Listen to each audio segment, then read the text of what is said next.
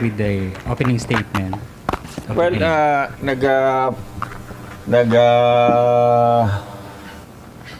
pasalamat gid ko sa mga departments naton. Ginpadalata ang sa aton local economic investments grupo upod sa aton nga mga lawyers dito sa Mandaue. And gusto ko i-present sa inyong learnings nila to sa Mandaue, which we are going to already implement in Iloilo, hopefully immediately, no? Pasaranta lang sa ordinansa, and then para sa pag-renew sa bago nga mga lisensya, available na ni, no? Sa dason nga semana, gusto ko man i-imbitaron ang tanan sa aton MICE office, no? Dito kita ma-press conference next week. Kaya gusto ko man i-present sa inyo ang digitalization sang MICE. We are going digital already, kaya hindi na kita pabilin, no? Kung mag-untat kita lakat, naglagas ang iban sa aton. Ang PCCI nga competitiveness, ginatagan kita special citation. Pero ang nagdaog dito ang Mandaue. And that is the reason why I sent Vilma and a group of pila ka mo tungan ni Bing, no? 9. So may lawyer, may iban pa to na para matanaw to kung ano ginobra nila to sa Mandaue nga nang number 1 sila. Kag kita why nakakuha. So ipakita tanay kay sa inyo tanan kung ano ila na learn, so that mabalaan nyo kung ano ang matabo sa aton diri sa city. Especially may ara na kita mga off-site payment centers. We are going to use that as the areas where the business owners will be able to register their businesses. Para nga mas madasig pagid ang pagbayad sa tanan, kag mas mapos ang mag-deal sa gobyerno. Okay, Bing? Thank you, Mayor. Good morning, everyone. To the members of the press group, no? Good morning. So I would just like to share what I've shared this morning also during the department heads meeting. These are our learnings from the learning visit we did to Mandaue City last week, no? So let me first give you a short video, no, of Mandaue City EBPLS, or Electronic Business Permits and Licensing System. Ay, wala siya play. One moment. I don't know why. But ay na. Ay. It does not. So anyway, i-play ko na lang siya later. But let me just show you first, no, what Mandaue has in place. So this one, amo ni siya ang amon nga na-learn dito. This does not necessarily mean nga amo ni siyang i-adapt dayon sa city sa tanan-tanan in its tanan-tanan gid bala, the whole of it.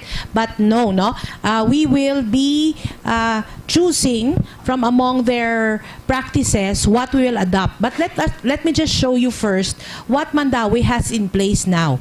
So Mandaue has EBPLS, or the ICT system being used by Mandaue since 2020. And before that, Speed C was used, no? So ang before nila nga system sang EBPLS was Speed C. Now the reason for the shift was that ang Speed C nga system in the end-to-end nga system as required by ARTA.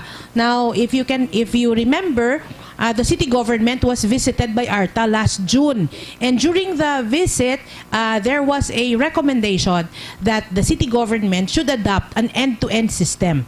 So because of that, sa Mandaue, they passed an ordinance providing for the implementation of EBPLS before the system was implemented. Take note, this is Mandaue's practice. So from the time they used the EBPLS, the local taxes increased and the number of registrants also increased. So from 2020, it was 800 million, but in 2022, nag 1.2 billion na ang ilang collections. And from 16,300, it became 21,000 plus in 2022. Now, but hindi na siya solely because of the electronic business permits, but it was used in tandem with strategies that will promote ease in registering a business, such as, number one, making use of undertakings to comply with requirements. And they also adopted the strategy of enabling rather than punitive. So meaning, kung may makita sila nga businesses nga wala sang business permit, ay nila ginapasaraduhan dayon. What they do is, gina-encourage nila, kag ginabuligan. In fact, gakadto gisa sa business establishment, kag ginabuligan nila in code kung ano ang pag-register kag apply for business permit, so that mas encouraging ang nga dating, no, nga do hindi bala nga ginpasaraduhan lang sila kay wala sila sang permit. So because of that, nag-increase gid ang ilang ang business registration. They also make use of post-inspection strategy for new applications, since it is difficult for them to convene the inspection team together. So this is what they have in place.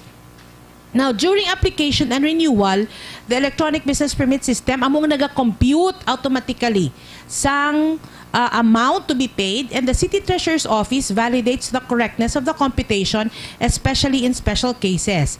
And the City Treasurer has the final say always. So meaning, hindi na siya mag-go ang iyang business permit kung wala gin-approve sang treasurer ang amount to be paid, no? Ang iyang gross sales and the amount to be paid. Now, ano pa gid nga among na-learn? What we learned was that the relationship between the City Treasurer's Office and the Business Permits Licensing Office is very good and strong.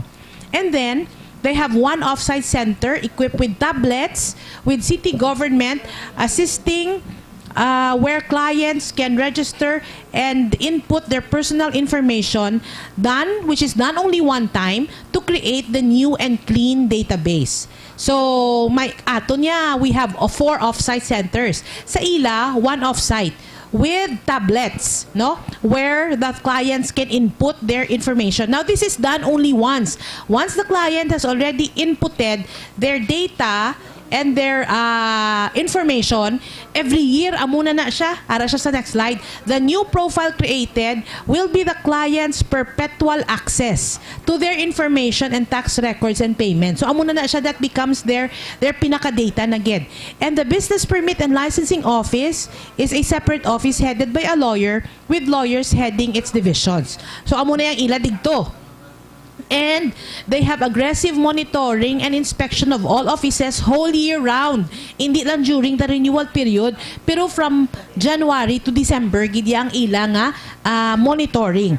And that is not just sa isang BPLO, pati tanan ng offices nga involved, health, treasurer, no? So meaning hindi kita madakpa, hindi kita mahabdan nga daw na nabulaga kita, because every year ang fire, every month, every day naga-inspect sila the whole year round. And this time we go to the problems encountered at the onset. So first problem that they encountered is, of course, they adjusted to the new system. That's why they had to propose for a 3 months nga business renewal nga period. Kaya of course, bag-o pa ang sistema. And then number 2, ang isa pa gid nila ka problem nga na-encounter is lainay ang codes nga gina-adapt sang electronic business permits and licensing system nga naka PSA, naka Philippine Statistics Authority nga codes nga PISIC, while ang BLGF may ila man nga codes. So what they did was they assigned codes, no, to align EBPLS and BLGF. And this was given to us, no, a copy was already given to us by Mandaue City.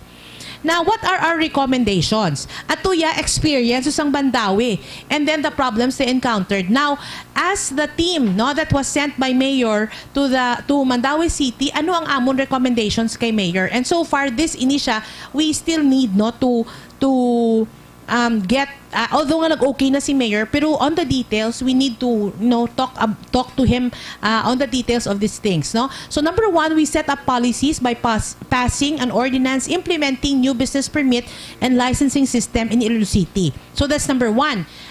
Kinalan may ordinansa gid. Number two, we modify our own system. So for new registrants, for new applicants, they register, they apply, and then they will be inspected by the JIT dito sa Ilaya Post Inspection. Sa aton niya, we continue with the joint inspection team. They pay, and then the permit will be released. For renewal, ma-register sila gihapon. Now, sa aton, supposed to be nga old system, mabayad na lang sila, maano na lang sila sang ilang nga gross sales, ma-declare. Pero for this time, for this year, for this renewal period sa January, they need to register gid. And then apply nga aman kay we need to set up the clean database, which will be the basis for the yearly na dayon nga renewal nila. And then apply, assess, they pay, and then the permit will be released. And then number three, we adopt the post-registration requirements, which is the negative list. So if the offices are doing their inspection the whole year round, they will come up with a negative list. We do not have to do inspection pa kay may negative list na nga daan. If that establishment or that business is not compliant, then ara na siya sa negative list. So automatically we can act on the application or the renewal. But kung wala siya sa negative list, or we call that the white list, then we can go on, no, with the registration or with the renewal. And then number four, we recommend to maintain a master list containing all data of all registrants. Number five, we must have a data storage independent with that from the DICT nga storage. Naka-cloud storage ang DICT, but it is recommended that we will have our own storage for all the master list of all businesses in the city of Iloilo. And then number six, we will have a massive public information dissemination. That's why we really need your help on this. As soon as matapos namon ang tanan nga flyers, tanan nga posters, tanan nga mga videos, we will ask for your help to disseminate this sa tanan-tanan nga social media accounts, sa tanan nga paper and print, kang sa tanan nga radyo, and sa tanan nga venues, no, nga pwede naton, avenues nga pwede naton gamiton, so that before the January, ang gamay na lang ang mga uninformed, no, and we are there sa offsite centers to cater to them. And number seven, isa ka recommendation is that we will have 3 working tablets in each offsite center with 3 personnel dedicated to assist in the registration and application. Just imagine, that's around 16,000, subong 17,000 na ta. As of, I think, November, 17,000 na kita ang registration naton. So we need to disseminate as much as possible to as many people as possible so that pag abot na sa registration time, gamay na lang ang aton nga i-assist or makaya na naton. And then number 8, we will have 1 dedicated business permit and licensing officer personnel at each off-site center to act as help desk for the concerns of EBPLS. Number 9, we will conduct series of testings. So, dili na siya sa amon end. Ma-testing kami, 50 registrants. And how do we do that? Pakita ko sa inyo sa next slide. And then we will, amon recommendation, mangayo kami isa ka additional IT nga staff to assist sa sites kay subong isa na nadakabilog ng aton nga IT. Okay? And ang final steps leading to January 2023, amuni siya ang indicative timelines, no? So now we are now preparing the passing of the ordinance for the implementation of the new EBPLS. Ara na siya sa aton nga lawyer, sa aton legal, and then we will have the proposed launching. Actually, may date na siya kagina. Pero when we got back to the office, we were saying nga nami siya nga i-launch nga daw ready to go na gid siya. So we were saying either within November or early December. But at least na-release na subong sa media so that the media would know and the people would know that we are going through into this na. After the launching, we will have press and social media releases of all videos and tutorials on how to register the business for renewal and new. And then, we also will have short training for accounting firms on the step-by-step registration on the 3rd week and 4th week of November. So, we will call on the accounting firms. Ining mga accounting firms, I think they register about 6,000 to 10,000, no, every year. So, sa ila pa lang adaan, we will have at least may bulk na kita of registrants from them. So, that's why we need to inform them and to teach them. And then another short training for tenants ng malls kung diin ang payment centers located. This will be done within December. And then we will set up our off-site payment centers also within December. Ang namin na sila nga set up, abutan nga lang sa mga siya, lamesa, no, computers nga ara na. Kay with ara naman siya, gina-procure na siya subong. And then, just a note, renewal and new applicants can now create their accounts this 2022 and registration and click submit on January 2023 for TOP, no, for the payment na ablang slip ang tax order of payment, and then the payment itself online na, and printing of business permits. So far amo na siya ang aton nga ginahikot subong, no. This is quite a big task, but we are up to the challenge to really implement this by January 2023. So dira ginamon guro pa ngayon ang bulig sa aton nga mga media partners, no, so that hindi man gid na siya seamless kag smooth, pero at least, no, malesa naton ang mga issues and concerns concerning nang wala kami kabalo or nga abag ulang ni or something like that, but we are able to address that even beforehand. So thank you, Gid. I-play ko sa inyo ang video nga wala nang play kagina. I hope ma-okay siya.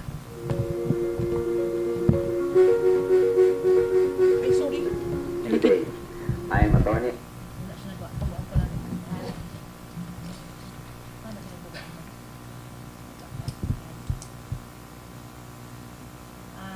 One moment lang din. Yan ang ating ID. Wait lang.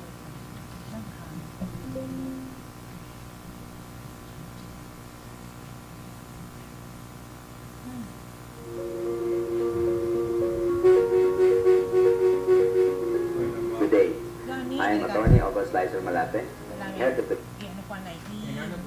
Oo, nagwa ka gina. Oo, paano gani? Please. Kaya lain ako laptop ko gina, lain naman ito mo. Uli yan ay card. May nagwa.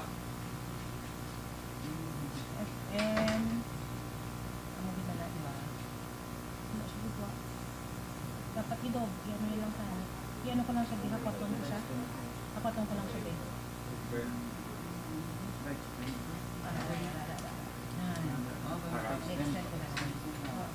Tapos, pwede ko na lang siya i-play. The business permit.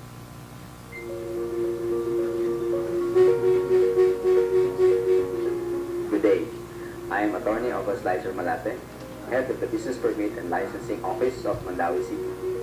Mandawi City is one of the 3 highly urbanized cities in Cebu, together with Cebu City and Lapu-Lapu City, and is located in the heart of Cebu Island. In 2020, at the start of the pandemic, we had more than 16,000 business registrants, which means that we had to cater to more than 800 clients a day come the 2021 business permit renewal. This would, of course, certainly be a big problem considering the need for social distancing and limited face-to-face transactions. In response to that, and with the help of the Department of Information and Communications Technology, Mandawi City was able to set up the EVPLS in a matter of 4 months, and the first highly urbanized city at that to implement a fully online processing from application to payment. Because of the e-payment options through the IDPLS or EVPLS, our transactions have become more convenient. Clients can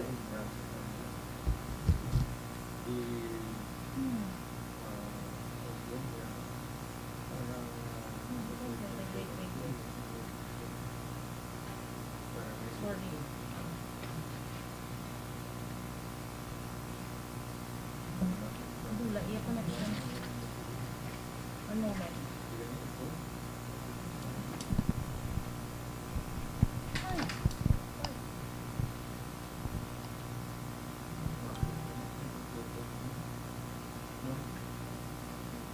Hindi siya pa hindi siya connect sa internet. Hindi siya connect sa internet ngayon. Lang ito makita nga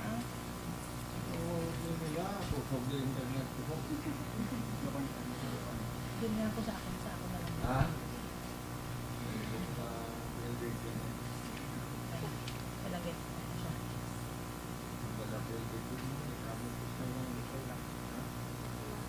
Can apply and pay for their tax due anywhere and pay for their tax due conveniently. Clients can apply and pay for their tax due anywhere, anytime, and by anyone with numerous payment options to choose from. Not only that, but business processing is done in a safer manner. Online transactions and e-payments have lessened social gathering and face-to-face transactions, and especially lessen the risk of COVID-19 transmission, especially that regular business renewal setups are considered a super spreader event. The pandemic has really created a very big impact to everyone's lives, and it was not all negative. For one, people was able to appreciate the online platform, especially the electronic payment options. In other words, the pandemic became a catalyst for the need to integrate e-payment in our IBPLS. It was the only way to adjust to the new normal. And with all the advantages in using and integrating e-payment in our regular government transactions, especially that we are still in a national state of health emergency, there is no reason why other LGUs should not consider integrating e-payment option in their IBPLS. It is a necessary modification under the new normal. It is free, and we have the entire national government through the DICT supporting us. In fact, with the innovations that we have implemented, Mandawi has been awarded as the top one most improved highly urbanized city during the DTI Competitive Summit, and third place, Best in Business Empowerment Award during the DICT Digital Governments Award. It was all made possible through cooperation, dedication, and commitment towards having a more efficient government service. You can do it too. Thank you, and good day.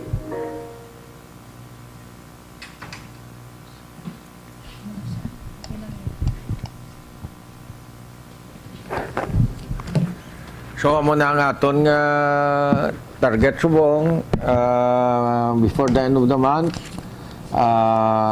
We will try to have the ordinance on this e-payment already approved by the City Council, and we will implement this right away. No? Kaya iti, importante nga mas mapos para sa aton pumuluyo nga magbayad ang mga off-site payment centers ta sa runta para nga makabulig kita pa-register sang tanan nga mga business permit applicants. Pila gani total ta nga permits? 17,000. So gadugang and hopefully everyone will be able to make use of these e-payments, no? Ang aton nga i-present next week will be the MICE, no? I-digitize naman ang MICE nga kung magkuha ka sa mga booking mo, direkta na sa hotels, kung ano mga gusto ta na mabalaan about Iloilo, ang mga historical places, ang mga tourist places. So ara na dira sa aton website para ma-push na lang, no? All this ginaubrata para ma-push para sa tanan. Kay naman sang meeting ta upod sa mga department heads gin desisyonan nga kada department will have their own IT team, no? Kaya nakita ko sa isa naton ka department, no, sa HR, approve mga loan applications. May iban kita yung empleyado, zero na ilang take out sa kada bulan. So ang COA ng pagwa na ang civil service ng pagwa na hindi na pwede, but if why kita sang system nga mahapos, mabudlay, no? So we will make sure na kada department may IT na sila nga ila para nga sige-sige na lang, and then ang aton nga central IT ma-coordinate na lang sinisang efforts ang kada isa. And amo na ni ilang effort ya kanday Bing, ang mais may effort man, ang iban nga departments will be presenting their own efforts para matanaw ta kung ano ginman ang ginaobra ang kada isa. Okay? Next week pagid makadto ko kami sa Manila because finalist na kita sa Galing Pook November 21, no? So we will be presenting the city's entry for Galing Pook, no? Sa Thursday, Friday, atuman ko to sa Manila because gintawag ko ni Mayor Mike Ramang, Presidente ng League of Cities, that I have to attend the meeting para sa League of Cities. Kay may mga dialogue man upod sa mga secretaries, no? Ang RDC nga Infrastructure Committee tani scheduled tomorrow will be reset for another week because the President will be in Antique tomorrow. So, aton will be rescheduled for another week. Ang rason man lang ni gapatawag kita sa RDC para ma-consolidate ang tanan nga mga needs sa kada district, kada probinsya, para ma-consolidate ni tanan para sa mapasa to sa Manila kag depende na sa national government kung ano paano nila matamat nila paubra kay kadako ang requirements. I think copies kadako requirements siya kay gabaha ginada perme. Ang aton diri nagyan ko halin sa kapi sa Kalinog nga area kadamo sang dalan nga guba, no? Kalayon man ina ang issue sa Antique, kalayon man da kay isolated to sila subong, hindi ka nakaagi sa usual nga rota. Amo na nga i-consolidate na tanan. We'll give it another week. Next week Tuesday I will be inviting all members of media nga diri para nga makita nyo man kung ano ginaobra sang RDC. Okay, so questions, pero dali lang suro, basi gutom na kamo tanan, no? Natagan ta na kamo gali sang iyato sang mais, no? Para nga makita nyo kung ano man ginaobra sang mais. Sir, good afternoon. Regarding sa Galing Pook Award, ato ti sir ang specific entry sang Iloilo City? Ang entry to naton nga nagsulod, I think 3 aton yung pasulod, pero isa lang ang nag-finalist. Isa lang ginapili nila subong kada LGU ang sa aton sa i-bike, no? Oh, e-bike. Oh. Para nga ang aton nga bike culture, no? So I am allowed to have pila to? 4 plus you 5. 4. I am allowed to bring with me 4 from the city government, so na-identify naman to kung sino maupod, so that sa panel may mabulig sa akong sabat. Yes. Mayor, with regards sa LPTRP, Mayor, ang DOTR nakahatag na sa ila feedback. Ang RPTRP depende na yan sa ila, no? They do not approve, I will suspend. It is not something nag-initiate sa LGU. Gina-implement lang ang ilang programa. We are trying our best, no, to make it palatable to our people. Pero hindi naman na pwede nga nagabalabag sa tutunlan sang tao, idasok ta pa. Ako hindi ko na mag-sugot, no? So, what will happen? They will not approve, I will suspend. And they will not approve forever, I will suspend forever. So, it's a stalemate.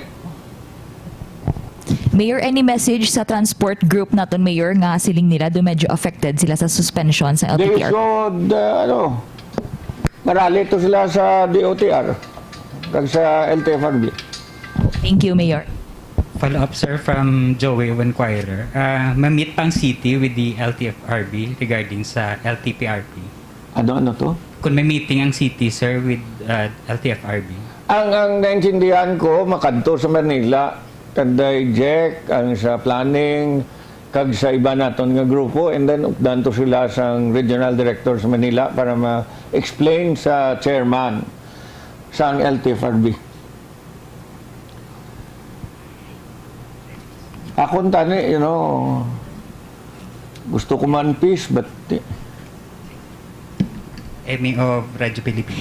Mayor, good afternoon na. Regarding sa aton nga mga efforts no nga i-digitalize ang halos tanan naton subong nga mga offices. And ginsiling mo kagina nga para hindi kita maunahan. So ano ang aton nga direction subong nga grabe ang aton nga pag-push nga i-digitalize ang mga efforts kag mga services sang city government. Pag sugod tagid, we wanted to be good. Now that we have been good for a lot of years, we wanted to be better. Now that we are better than the rest, we want to be the best.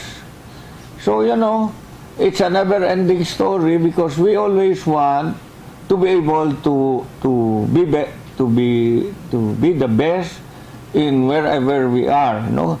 Kay tayong punta niya pangimanwa nga ma-digitize kita sang aton nga business permits para mas mapusa aton nga mga taxpayers, nga ma-digitize kita para sa mais naton para mapusa aton nga mga turista nga makadto diri nga pamangkot nga i-digitize na naton SRMO para mainatawo to nga mabra sa pila ka adlaw pagbuaya si Rogle Kloaon niya hindi naman na usto, diba? So nga gina-improve ta so that we come up with better services, we come up with better results, not only for the tax-paying public but also for our employees. Luloy man to, I was really surprised nga may mga tao tadi gali nga zero ya ilang nakuha. Dason may ibang mga tao nga pulo ka pesos, isa-isa ka bulan, no? Braka pila, 24 days. Pagka pulo ka pesos sa botan, no? Bisan tabagak sura ni nga bakals na. Pwede siguro asin. Save again of Jemmy Esperan. Mayor, na since napaidalom na ang Western Visayas sa state of calamity due to effects ni Paeng, kamusta, Mayor, ang tagdaganay naton sa assistance? Naaprobahan na sang Biyernes, sang City Disaster Risk Reduction Council ang pundo to nga kinanlanta, I think almost 11 million. Ang resolution, pirmahan ko, padala na sa City Council. Hindi nagali pagpadala sa City Council, no?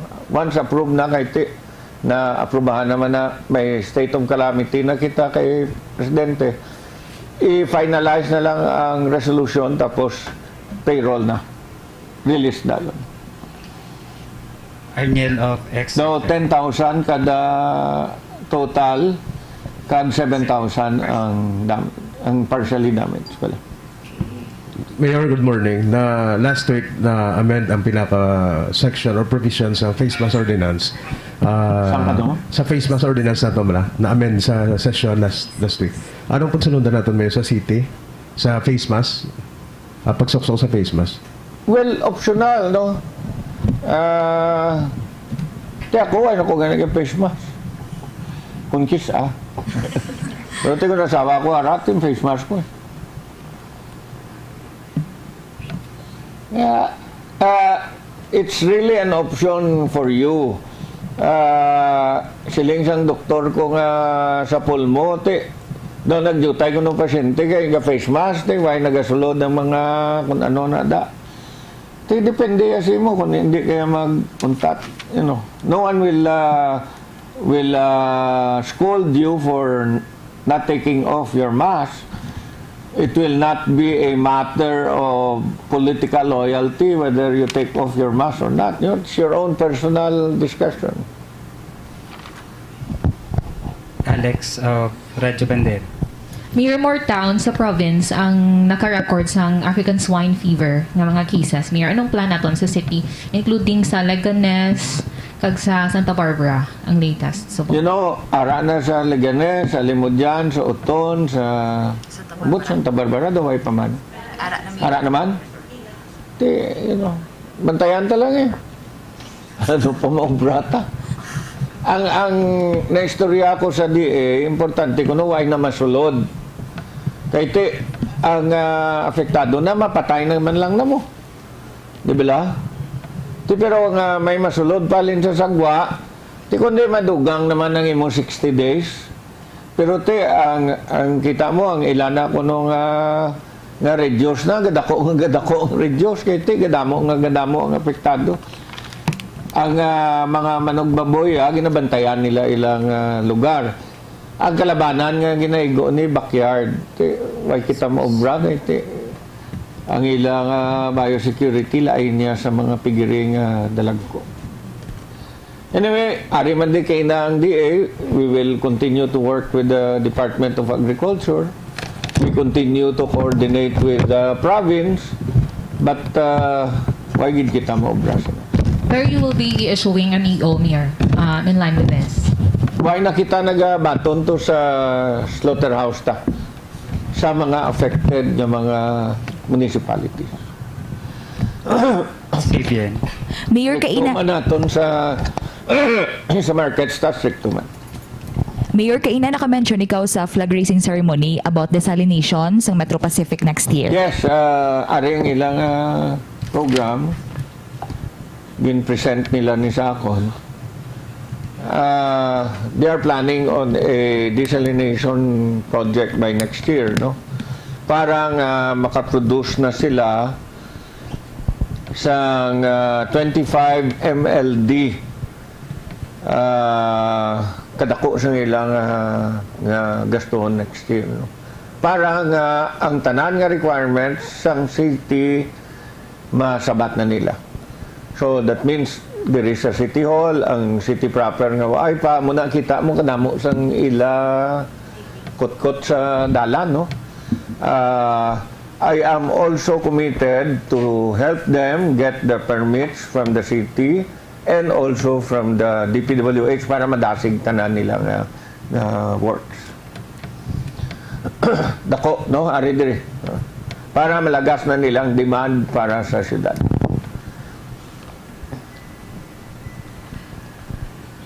I think that will be the single biggest investment para next year, no? Kaya 2 billion na mo. Desalination plant nga ibutang nila dira sa duta nila sa Ingore. Alex. Mayor, naganubo na ginangaton nga acute gastroenteritis cases diri sa Iloilo City. May recommendation na bala from City Health Office or the CDRRMO for the lifting sang state of calamity? Why kita recommendation? Iti, bala nyo, sang nagligad lang nga bagyo, nagbaha naman to, ang mga bubunto nga gin-chlorinate na naton, balik naman kita nga ma-chlorinate. So, bantay lang kita. Kita nyo, may iban nga mga LGU subong nga problema man sang ila tubig, may kakalapatay sa ila, no? Kaya ato niya, we became very proactive. We knew from the start that this was affecting not only Iloilo but the other LGUs. Pero ting iba niya, ipos-ipos lang sila. Kita yan, nag-declare kita sang state of calamity, nag-usar kita portion sang calamity funds. We continue to vaccinate, manag-ubos na itong inatag sa Metro Pacific. Ang aton nga ginbakal, manugabot naman. Ang vaccines. Last question, sir, from Joel of Armen. An update sa The Cave nga case. The Cave bala, sir, nga super club. Ang recommend last time sang City Legal Office. Ang ano nga dito? The Cave, sir. Closure. Ay, nalipat na ko sina. Patanaw ko sa legal. I will make the report right away, no? Kan anugin man. Thank you, sir. Ipaon ko lang sa legal. Di na to kuhaan nyo sa legal kung ano to recommendation. Kaya pasa ko dahil sa inyo. Tanan doon, na-aprobahan ko to. Sir, thank you. Thank you to all our media Sige, friends thank for you again. joining Thank this you press again. conference. Good afternoon to everyone.